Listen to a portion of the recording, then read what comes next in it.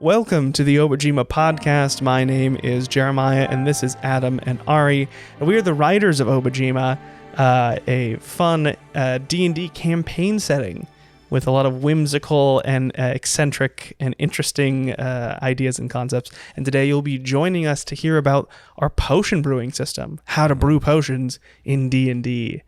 And we've already written this mechanical system, so this is potentially going to be a shorter episode where really we just discuss the mechanics and our thoughts on it and some of the ideas behind it and stuff like that. So this also, if you're watching on the YouTube video, might have some cool graphics that go up that help describe this a little bit better. So add some visuals to our nonsense, our words.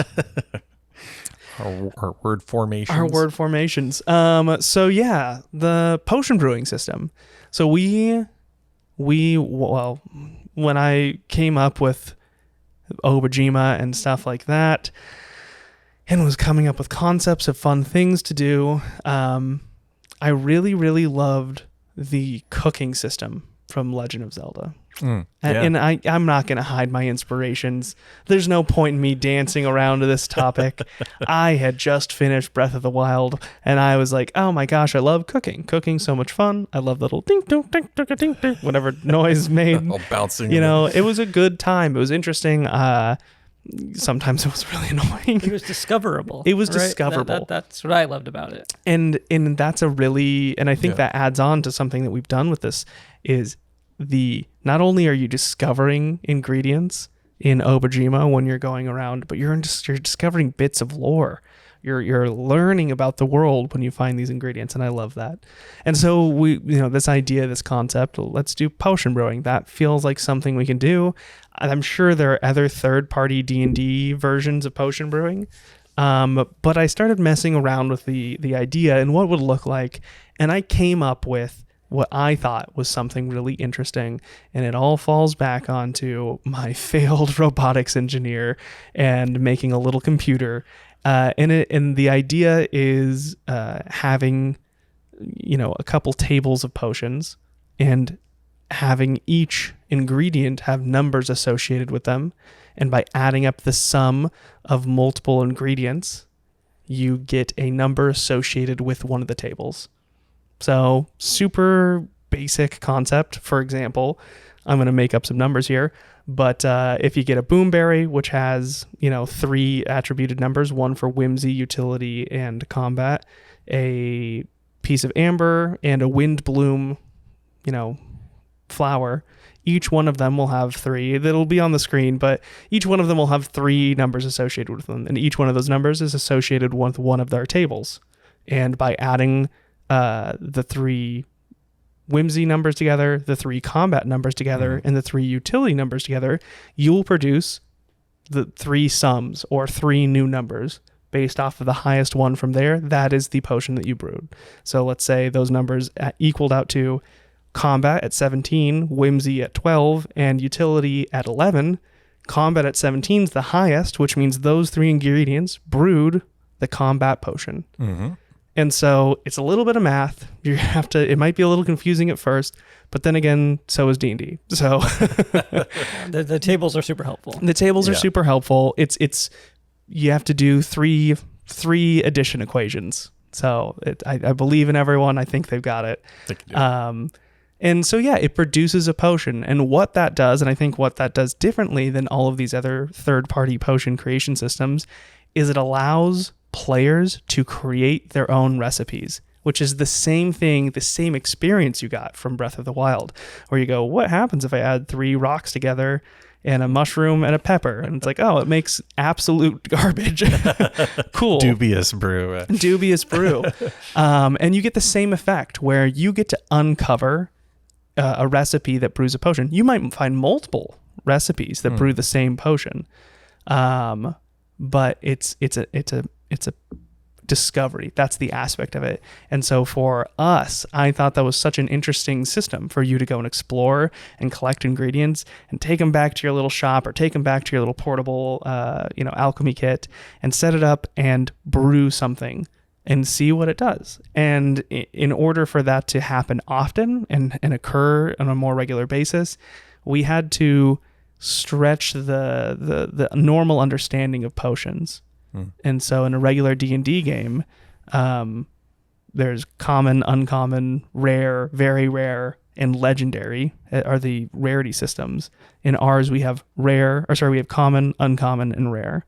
And common, you find pretty darn often. Yeah. You're brewing them all the time. The rest of the ingredients are all around, which means that the effects are pretty simple. You get extra 10 feet of movement. Maybe your hair changes a different color. It's like something that's not going to be groundbreaking, but fun. Uncommon are a little more... And they still fall into the categories of combat utility whimsy. Yeah, okay. Yes, exactly. Common or uncommon is a little more crunchy, usually has a little more mechanics to it, can be a little more difficult to brew. Ingredients are harder to find. But they're a lot more worth it. And then rare are very difficult to find ingredients that you're going to have to go all around to uncover.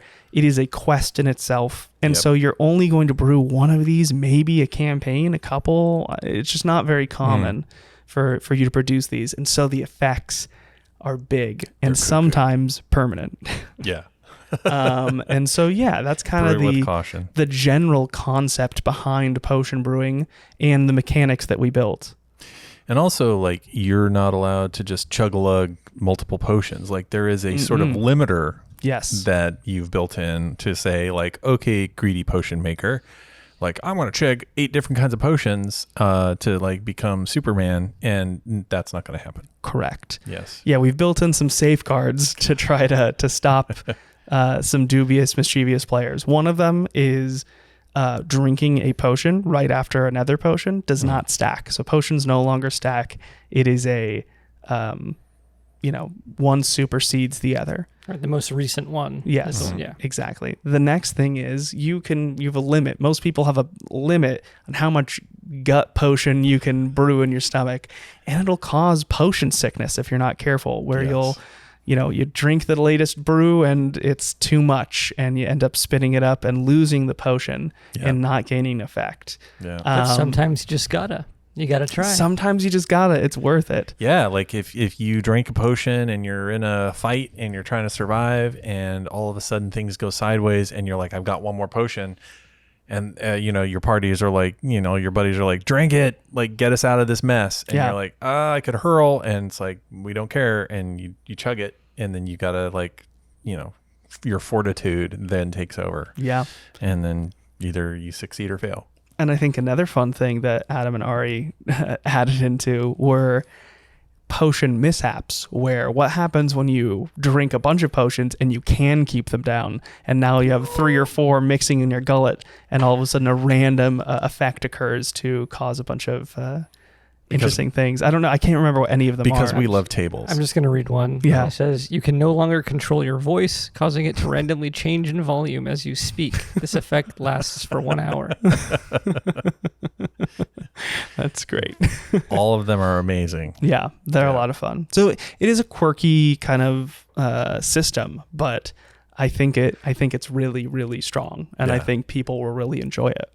There's a lot. I mean, it's endless quests. Like endless quests. Endless quests. It moves your players around the island because not all ingredients are found in the same location. So you can check out on all the ingredients list. There's a huge list of all these different ingredients you can find. And each ingredient has a biome in which that they're normally found. Yeah. And we've made sure that these are spread out all over the island. Yeah. And so it if players really start to love it and, that's part of the game, or there's a certain part of the quest where you need to brew a certain potion to unlock a clue or to do a cool thing. You could find yourself going to all different areas in the island, which moves the players about and has them explore. Yeah. So it's a fun system. Yeah. I think with that exploration comes a few different skills that we've added in. And with that, really came down to, could we have made the current skill sets work? Yes, 1000%. You can probably use nature and survival, but and I think this is one of the problems that lies in a lot of skill challenges, where it's a little vague and you're just kind of cause some confrontation. Everyone's kind of doing it separately. So rather, we built 2 new skill sets that specifically deal with salvaging and scavenging. Salvaging being when you pluck a spring from an old, beat up dirt bike that's been buried under some sand or something like that.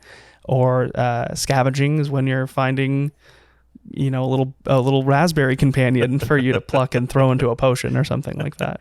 A living spud. Yeah, because not all these ingredients are organic. Mm-hmm. Like some of them are first stage tech, and some of them are, inorganic material. So you can. Some of them. Oh, go ahead. Oh no. Some of them are even consequential, like circumstances. I think you did one. I don't know how familiar you are or remember these, because we did these such a long time. But I think you did one that was like synaptic, static, basically an effect, a liquid that's formed just randomly when spells are cast sometimes. Oh my gosh, there's the fly everywhere, and I almost just punched myself in the eye. And that's super interesting, Right. We have the essence of ill omen. Which can randomly appear as a byproduct of divination magic. There you go. There it is. Yep. I think there's also an essence of glumbug, which I don't remember what that one is. I think those are 2 Ari ones, actually. I thought they were you, Adam. Maybe I'm going crazy. I think you made those. I don't remember. Ari. I don't remember. Yeah, it got written. Yeah. It was Somebody written. wrote it. And so, there's a handful of ingredients, by creature or by naturally occurring in the spirit realm, made by a crafter or a craftsman, like whiskey in certain areas, teas in certain areas, like Chisway's tea shop or Hakamon's ramen, are all tea ingredients. Things created with such love and care that magic is naturally occurring within them. Yeah, those are things that are unique to a location. So there's general areas, like there's regions that are on Obojima where you can find these things, but then there's actual specific locations. And the rarity of these ingredients, or the likelihood that you will find them, varies by region as well. Some of these are more are easier to find in certain regions than others, and you might have to trade, people for these, for these items, or purchase them. Not all of them are for sale. Like rare ingredients, it's gonna be very difficult to purchase. Or DM's discretion rather. But there's some guidance in here about the cost of ingredients and things like that. And we have like I think one of the rare ingredients is crimson octopus ink, and that there are only 3 crimson octopus, at least that I think I remember, that we wrote on the island, or they're in the shallows around the island, and 2 of those crimson octopus are in the possession of the lionfish king. So some of these are going to force an encounter, and force a player to do, a character to do research in world, and maybe they learn from like the coastal diving lodge, like, oh hey, where would I find a crimson octopus? And somebody might be like, oh, let me look in one of these old books here of like the divers. Oh wow, they said they found it out in the reef out there. You're gonna have to travel out. So you get a boat and then you go out there, and then you might encounter, like, you're going now into the shallows, which is the lionfish king's domain, patrolled by pirates. You could get into trouble there, and you might meet them. Then you say, if you get, you either meet them and you sort of like fast talk your way out of it, or you pay tribute and you're like, oh, that sucked, we don't have any loot. But then you dive, you go down, and then you realize like, oh, like this is like part of the palace of the underwater world of the lionfish king, and that's where these octopus are. Now you got to deal with that. So it these things can throw you into quests. But the reward for that is something really cool. Like you can actually make a rare potion, which they're so cool. They are very cool. Really cool stuff. And the system is totally opt-in, right? It's if you want to ignore it, you can. But so I think that this is going to appeal to some number of players who are either completionists or want to build their whole character around being a potion brewer. Like Right. That's all part of it. What is a rare potion? What do we have one? Yeah, there? I'll pull one up here. There's some combat. Well, I'm going through them now, but there's some combat ones. Should I do a combat rare one? Okay, combat rare. Because I think a lot of those are. All right, what's one we like here? Right, so there's the potion of dragon frog transmutation. Oh yeah, that one's good. After guzzling down this froggy potion, you turn into an ancient dragon frog, as if cast by the true polymorph spell. The transformation lasts for 1 minute or 10 minutes if you use the dragon frog of Utro when you brewed this potion. Mm-hmm. So that's the other thing. Like some of these, this is a numbers system. Yeah. But some you have that little added, that little extra, that little bit extra of zest something there, a little fun flavor, a particular ingredient to get there. Yeah, Carla, Cackletooth corruption cocktail is pretty good. Where you pour out and summon 10 corrupted mucks, which are beck and call. That's fun. So good. We did. What's some other interesting things here? There's some other cool ones. Carla Cackletooth. What does this one do? Oh yeah, this one's just like the combat ones are just really, really potent, honestly. Like you double your hit points for 24 hours. That's it's just great. like, ugh. Yep. So a lot of them are very like pretty rough. There's also the potion of withered will, which gives you a breath weapon, which just like exhausts people and slows them down as you breathe out this kind of like frosty breath. I know. Epic bottled bomb is essentially just like a giant. It's a 20d6 of force damage in a 30-foot area. You just like put the last little bit of ingredient in that, and then you just like close the lid and shake it. Yeah. Huck it. Boom.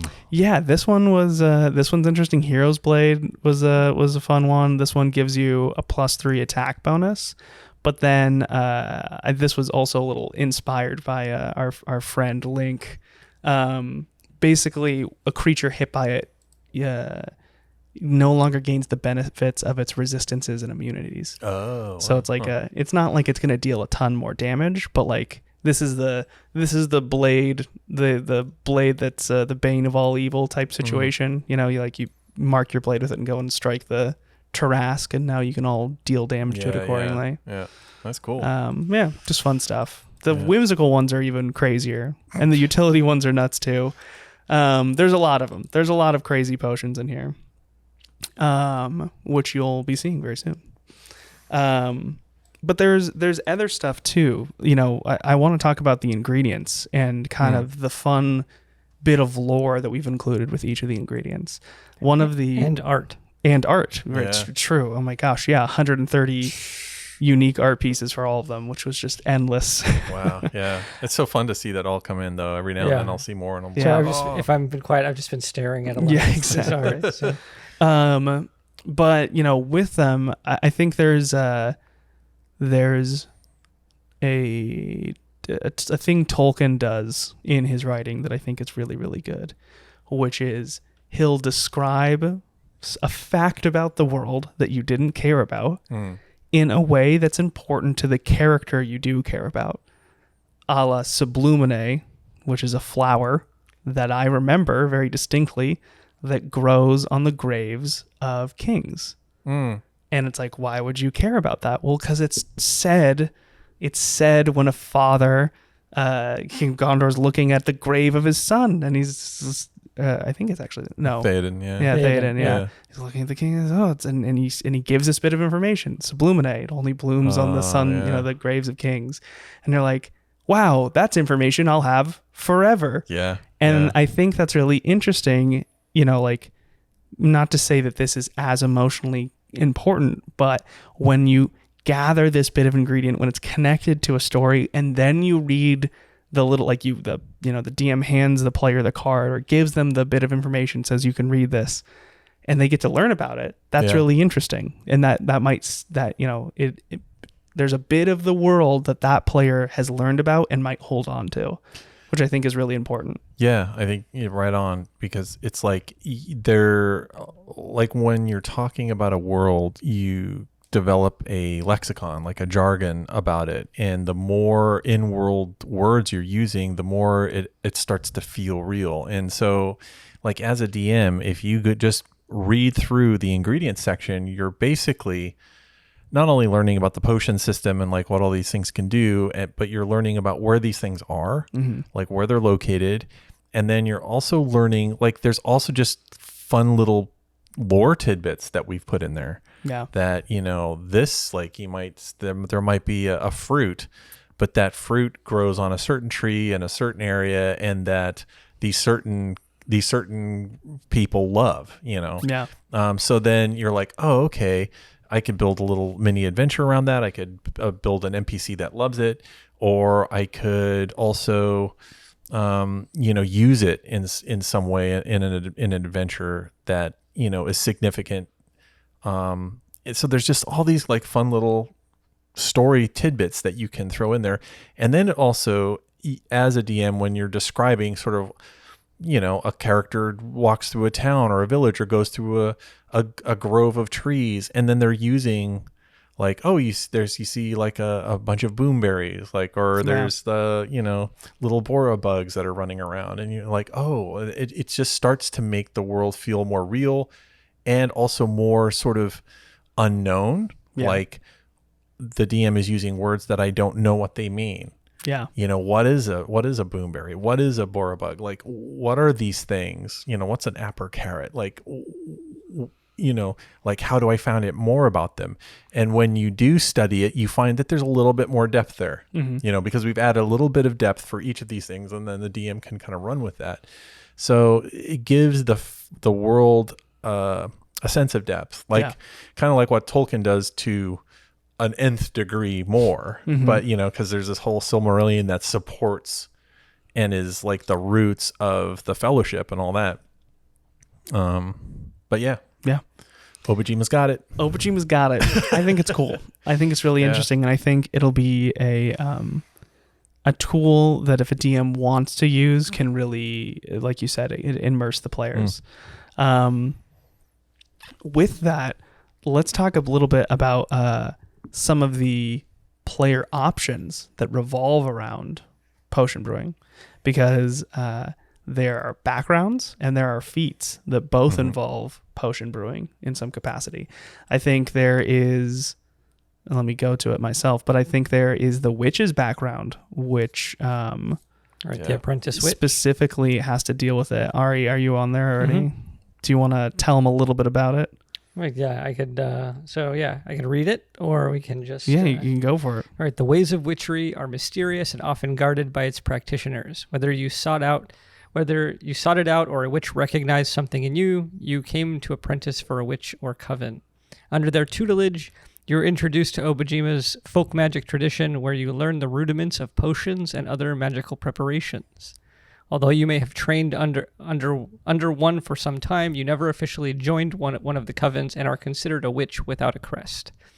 For more on witch covens, see witch covens. Associated page, yeah. Yeah. And so what you get from that is you get, Arcana and Survival, tool proficiencies, alchemist supplies, but you also get, where is it? Oh yeah, so part of your equipment is with your alchemist supplies, you get 9 common ingredients, which you know the attributes for, which means you know the numbers. And you also get a hat or robe from your time as an apprentice. Right. So, but the idea is it's setting you on your journey to start brewing. Right. And yeah. Because the core thing you need to brew is alchemist supplies. Yeah. So not only by taking this background do you get the tools you need to make potions, but you get a starting kit of potions. So you get some random fun ingredients. A witch kit. Yeah, a witch kit. Yeah. And witches also are like the different covens in the different regions are the caretakers of the almanacs, which are things that will tell you about these ingredients. Yes. So starting, not only are you an apprentice witch, but by making yourself an apprentice witch, you're setting yourself up in world to later find or get access to an almanac, which will help you discover all of the ingredients within a region. And so of the 5 witch covens, each one has a single almanac except for one, which has 2. which we won't talk about. And so if you are, if you find that your character is interested in potion brewing, the almanacs are going to be something you will be seeking. Exactly. Even copies of pages of the almanac are very important, because an almanac page will give you advantages on finding potions, but also give you details on what they could be used for and things like that.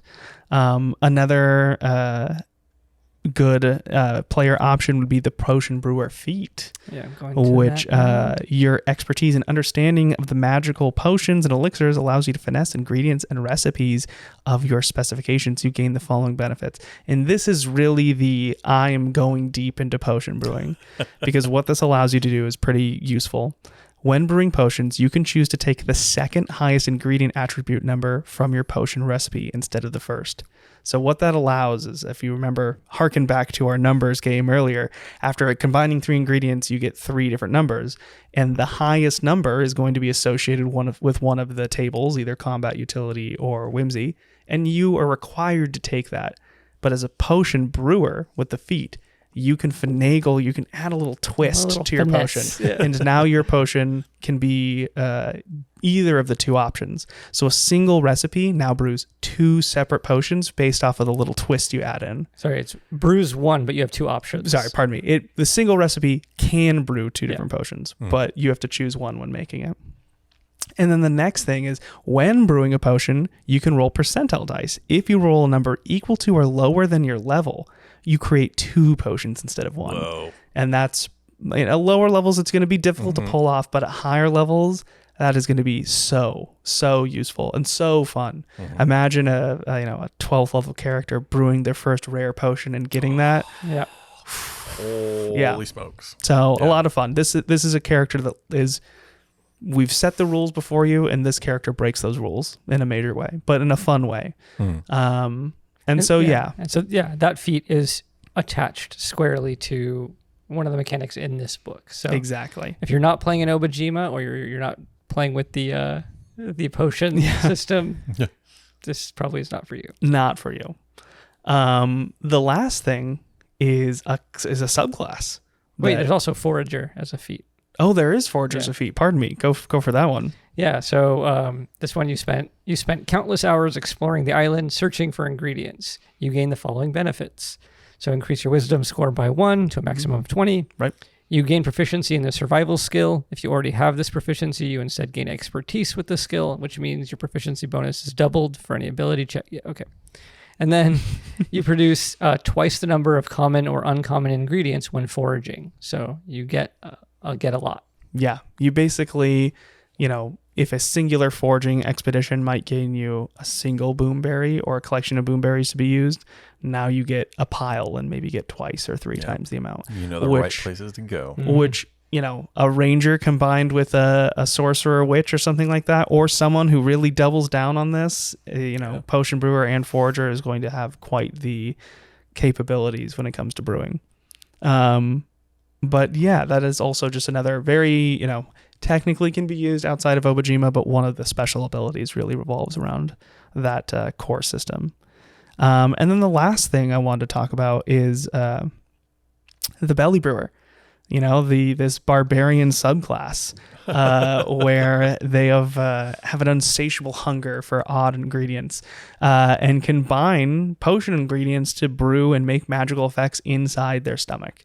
And so they have 3 core abilities that are unique to them, but how they really interact with the world in its sense is they'll get custom, or they'll not get customs, but they can brew potions, specific potions. So as you grow, you learn a potion that you can brew on a consistent basis and just constantly brew that based on the ingredients that you're taking and mixing in your gut. And that's a lot of fun. So this barbarian gains access to this potion brewing magic, even though they have no idea how to brew potions. They're just throwing random stuff in their stomach. They've kind of hearkened and pulled and harnessed this magic and now can produce an effect in a fun way. Right. So it's another way to interact with the system. Yeah. Without having to approach it like from an intellectual level or, like the studied level. It's like, nope, I'm going to put stuff in my belly and things are going to happen. And things are going to happen. And that's a lot of fun. This one, you really don't need to have potion brewing in your game at all. Like, just have a couple like fun potions, or not potions, but ingredients that is specific to your player. The DM can throw that in and then let them pick from the potion lists, and you're good to go.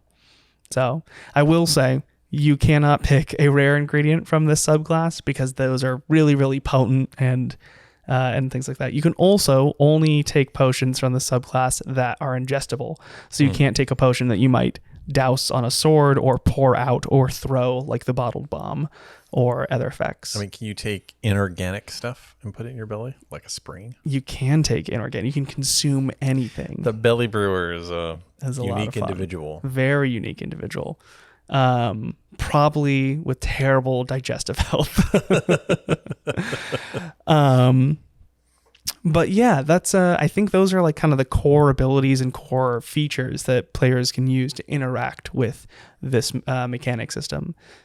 Beyond that, I mean, I really truly think that this is a system that if you did nothing else with Obojima, you could take and drop into another world very, very easily. Now, some of these potions, especially whimsy potions, are not going to be for grim horror fantasy type stuff. You're for your one of the potions, I think, what is it? One of the potions just turns you into a little kid version of yourself for a little while. Another one turns you into an old man. I think one of them gives you an animal head. There's a couple whimsy potions that one of them allows you to produce an egg, a rock, or a string from your mouth once. And it lasts until it's used, so it's just an eternity. You could always have this effect going. There's going to be some amazing story that comes out of that potion. I'm so ready. I know it's going to happen. For someone to solve the campaign with like a... Hold